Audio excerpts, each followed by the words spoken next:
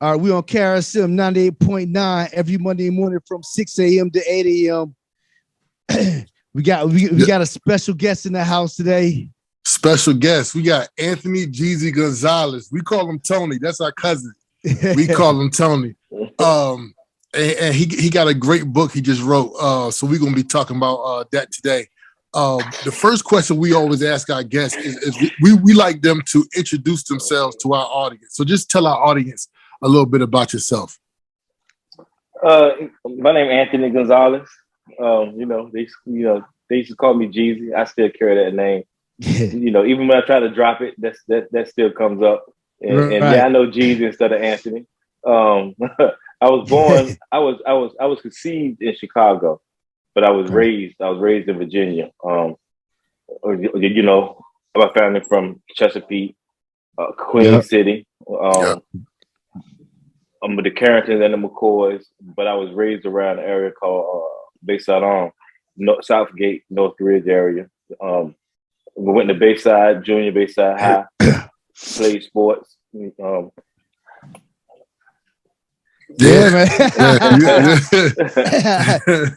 right, congrats on the books. 384 months, The Sacrificial Lamb. So how did you come up with the name of that title? How did you come up with the name of that book? I came up with it because in the feds, so the feds is different when you get sentenced. You get sentenced in the state, they sentence you to years. Right. But when you get sentenced in the feds, they sentence you to months. So so when you thinking that the feds when they give you the months, you think that it'd be way more or less than saying the years, but if you don't calculate the months, man, it adds up. Right. And then as far as the Sacrificial Lamb, through the book, when you read the book, it really tells a story of how I had to sacrifice my life for myself and for others. Right. But through life, everybody got a similar situation or a story that they got to sacrifice, whether it's for their kids, just for your wife or husband, marriage, friendship, or business. Somebody always sacrificing something. So, through my story, it was the story of being sacrificed, and so I added the story together because I had to sacrifice for that time, for that 384 months. Wow. Okay. So what inspired you to write the book, and how did you like what was it? What came to you to say, "Yo, I'm about to write a book"? Actually, so when I first went to prison, right before I went to prison, one of the guys I used to manage by the name of Malice, No Malice, from the rap group Clipse. He had just wrote a book, and so right before I got locked up, I remember him telling me about his book. And then when I got in my situation, I was in there to pass my time. I was like, man, you know what? I think I can write a similar book based off of my life. So I just started jotting stuff down, but it was just a play of just being bored, And but when I came home, it was something that I wanted to do. But at the same time, it was a money play at first. It was a play of just me saying, man, I can sell this story and I can make money. But at the same time, by me just hurry up and finishing it, I wasn't going to make the money that I thought I was going to make if, in the timely fashion to do what I want to do in life. You know, so I ended up going and starting a business, saving money, working for Uber, working for Aaron's Rental, moving furniture, to save my money up to start this business. So once I started doing that, I kind of put the book on the side.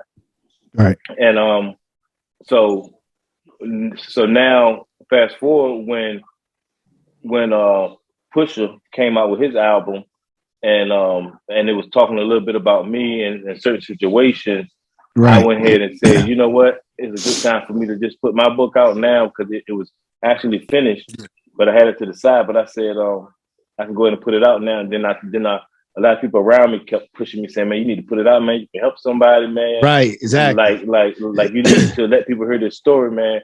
So because it's mainly a story to try to let people know to not only not take them certain choices that I have made, but the simple fact to stop it before it even happens. Absolutely. Because it's tough to try to tell somebody who's deep in the game or deep in crime, hey, you need to stop. They're not just going to stop. They actually got to go through a certain situation to stop, or you're going around somebody and trying to tell them, yo, you don't need to be this, you need to do that. That person is not going to want to hang with you. He's not going to listen. So the whole thing is to try to get to the people who haven't even started. So now it's like, man, damn, this can happen, that can happen.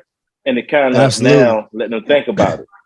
All right, so many times in the book, you refer to God, you say your uncle Renee was God when you saw him counting to 250,000, and then you also refer to money as God. How did God or religion play a part of your journey? Because so like I grew up with my grandmother, in the church, and I was young, I used to go to church, but but people hear all the stories of guys going to prison and then they finding God.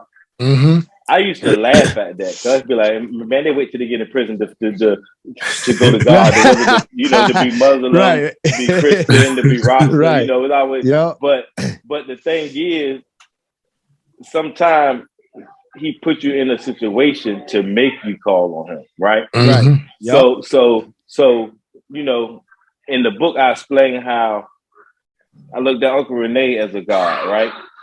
Yep. Then, when he went through his situation of me seeing him being God to me looking at seeing him being human, and then I realized, you know what? He's not God. That money is God, right? Right. And I said it to say that's what I was chasing. So as I'm chasing that, and then once I finally got the money, I started thinking I was God. Because the same way I looked at Uncle Renee as he was God, I wanted to be him. So I said, I'm gonna learn from him and not do the things that he did, right?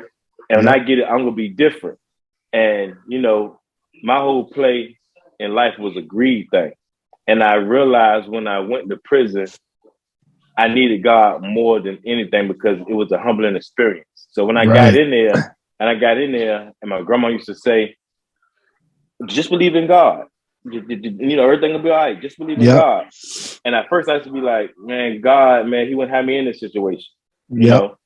And but he ended up pulling me out. Absolutely. Man, and it really let me get closer to him. Yeah. One of my favorite parts of the book is when you was like your grandmother used to work from 7:30 to 7:30 p.m.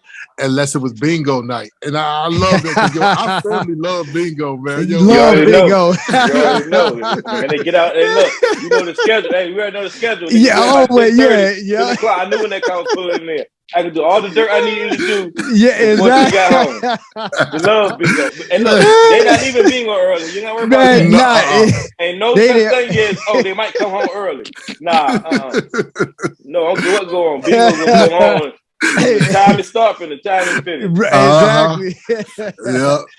All right, so Southgate and Bayside Arms is like a huge backdrop in your book.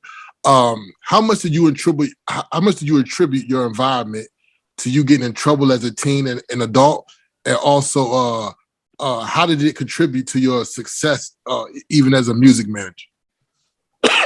So but that's another thing. Like growing up, I used to walk from Southgate to Bayside Arms, right? Because more of the action was actually going on out Bayside, where you can actually blend in and hide than Southgate. So that's why a lot of times you won't go be out in the open in Southgate and you'll go to Bayside Arms. Right. So Bayside Arms, it was a thing of how they, with me being a product of that, right? I explain this to my kids, right? Like I tell them, because I let them read the book and I said, y'all can ask me any questions. And they were trying to get in the mind frame of how I actually think, when I write. So I said, when I used to play sports, I used to like Michael Jordan. I wanted to be Michael Jordan. I wanted to be Emmitt Smith. I wanted to be, I wanted to be a sports player, which a whole lot of us did. So now the thing is, we didn't have that person come to our neighborhood who made it to the NFL, NBA to say, "Oh man, here go my car," or "Here go my jewelry, here go my money."